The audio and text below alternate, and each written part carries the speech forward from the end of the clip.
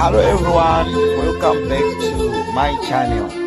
Breaking news.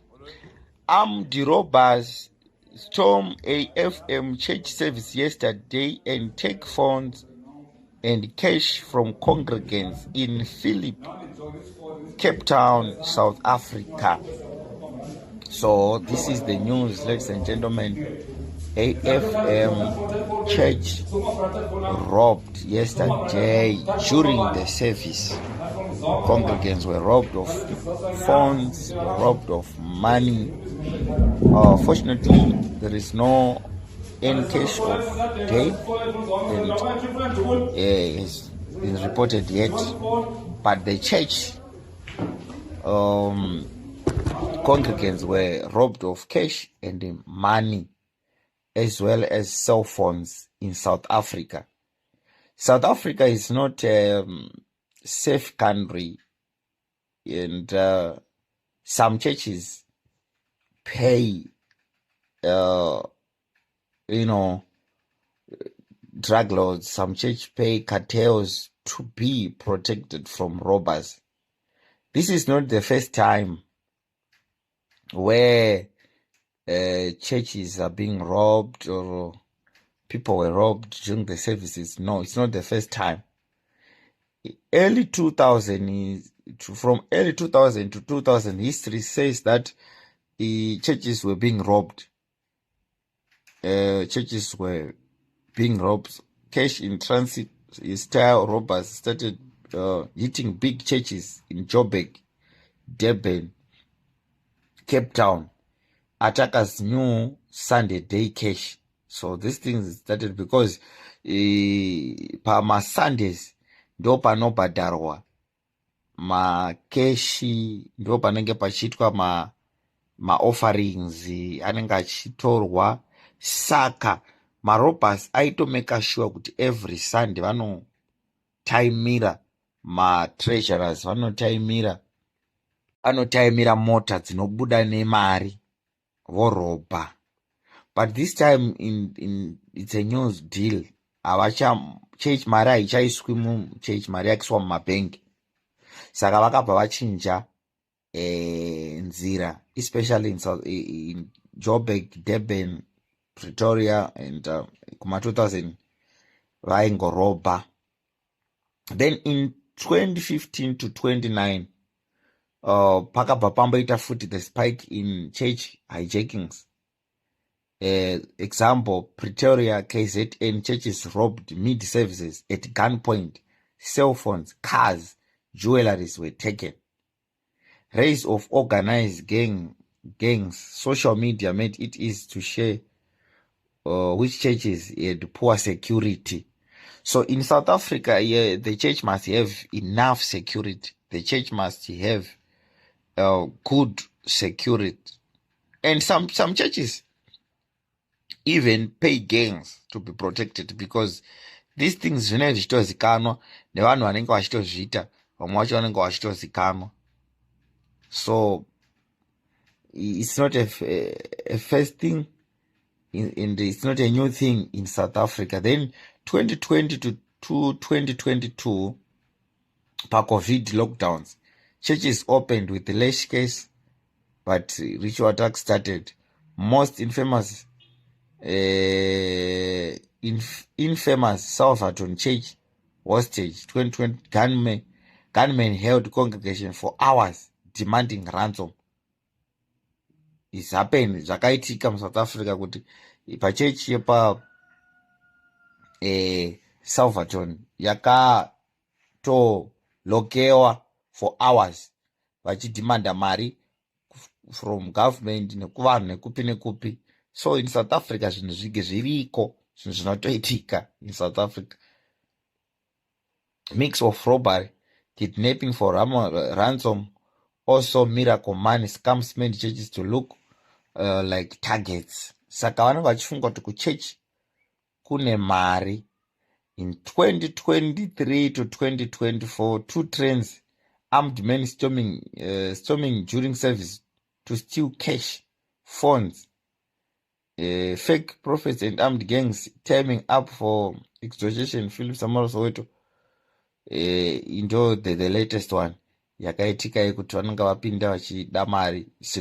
Some believed it is caused xenophobia, tension, unemployment, more desperation. Churches in township like fews are soft targets because kune kusina enough security and vamwe vanenge vasingadi kubhadhara.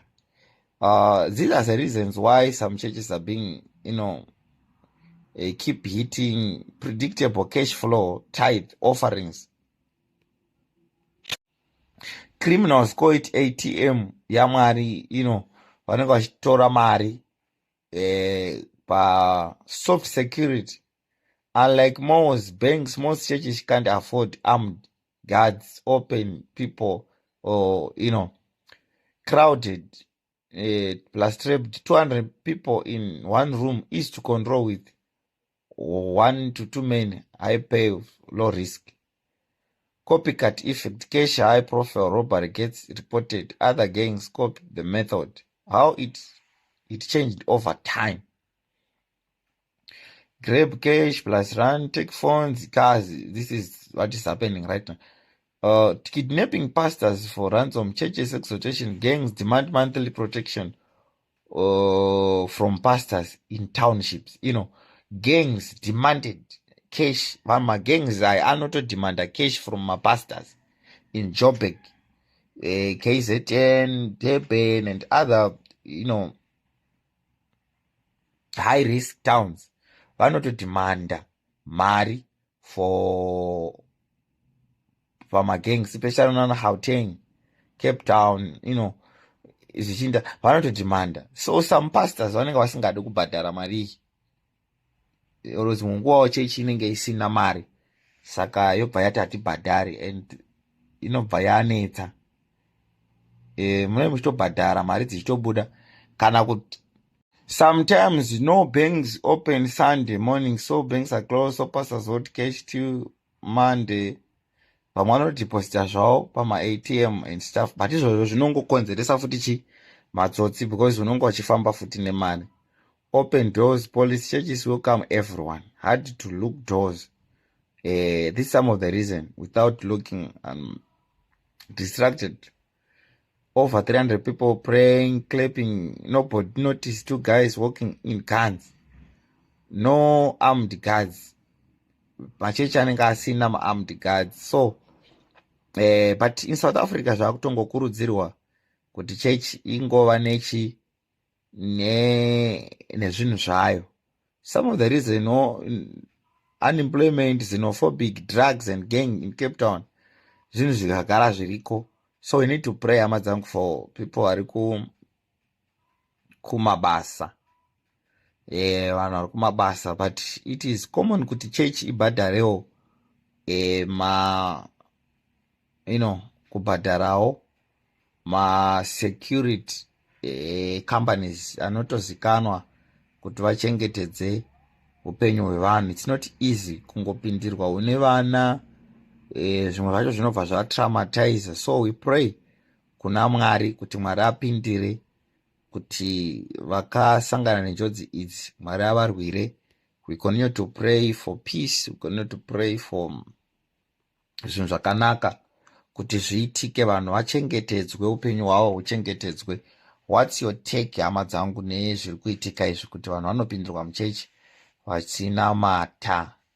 Vanhu vanotorerwa mafoni vaenda kuchechi, vaenda kupreya, une mari wodzoka usina, waenda kupreya nefoni wodzoka usina, waona pfuti muchechi.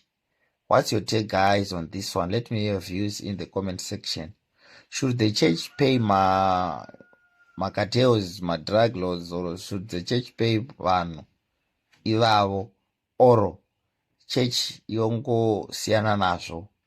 But I do believe, this is the reason why some pastors have security guards, why some pastors have bodyguards. This is one of the reasons kuti vanhu vamwari vanotoguma vane mabodyguards. Vanhu vamwari vanotoguma kuti vane vanhu vanovachengeta. Pane mari apa. Pamari apa, zviya zvekuti hamufundisi musachengetwa nemabodyguards, chengetwai, hazvizoshandi manje apa. Pana pakudawo vanhu vari trained. Saka mazvionaka kuti kuvawo nemabodyguards samufundisi kunobetsera kuvawo nemabodyguards ezechurch nesecurity kunobetsera futi. In times like this ndopamunozoona kuti zvinhu zviya zvakakosha, zvinhu zviya zvinobetsera. So zvinobetsera zvinodiwa. Police inofanira kunge iripo pamunoita maservices, pamunoita everything, kuavoida such cases dzokuti vanhu vanorobhewa. Let me know your views in the comment section.